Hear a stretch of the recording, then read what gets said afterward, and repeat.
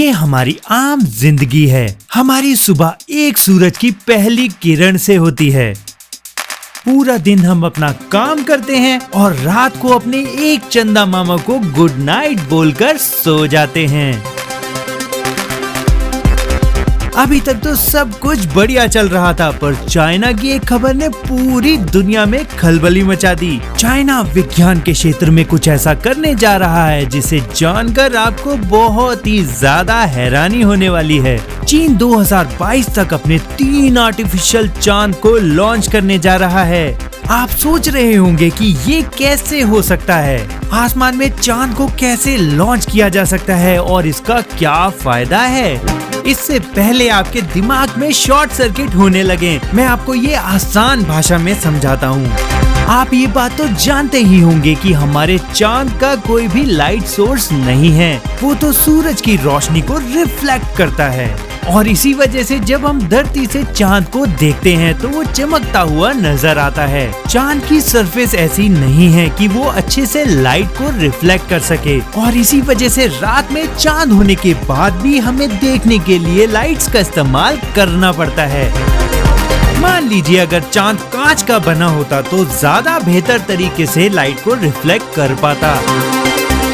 अब हम चांद को तो कांच में नहीं बदल सकते, पर कुछ ऐसा जरूर कर सकते हैं जो चाइना करने जा रहा है। चाइना के आर्टिफिशियल चांद दरअसल शीशे के बने होंगे और ये आसमान से सूरज की रोशनी को धरती की तरफ रिफ्लेक्ट करेंगे।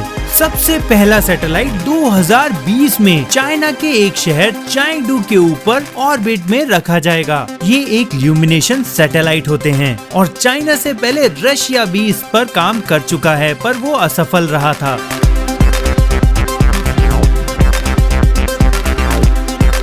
चांद की दूरी हमारी धरती से लगभग 3,84,400 किलोमीटर है, पर इन सैटेलाइट्स को लगभग धरती से 500 किलोमीटर की दूरी पर रखा जाएगा।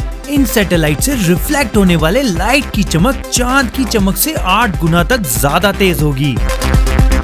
चाइना के मुताबिक अगर ये मिशन कामयाब रहता है तो लगभग 80 वर्ग किलोमीटर तक के इलाके में रोशनी को पहुंचाया जा सकेगा और जिससे शहरी इलाकों में लगी स्ट्रीट लाइट पर होने वाले खर्चे में सालाना 17 करोड़ डॉलर की बचत होगी। अब चाहे शहरों में बिजली की कोई समस्या हो या फिर शहरों में बिजली ही ना हो, इस सैटेलाइट की मदद से हर शहर हर गांव तक रोशनी को पहुंचाया जा सकेगा।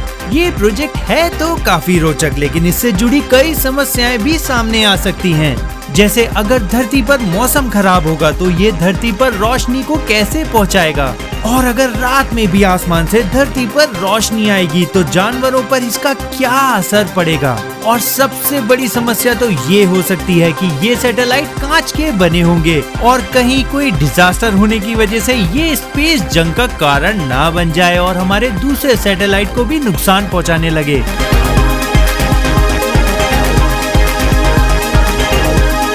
आज के लिए बस इतना ही। चाइना के इस प्रोजेक्ट को लेकर आपकी क्या राय है, मुझे कमेंट सेक्शन में कमेंट करके जरूर बताएं। मैं मिलता हूं आपको ऐसे ही किसी अगले वीडियो में, तब तक के लिए गुड बाय।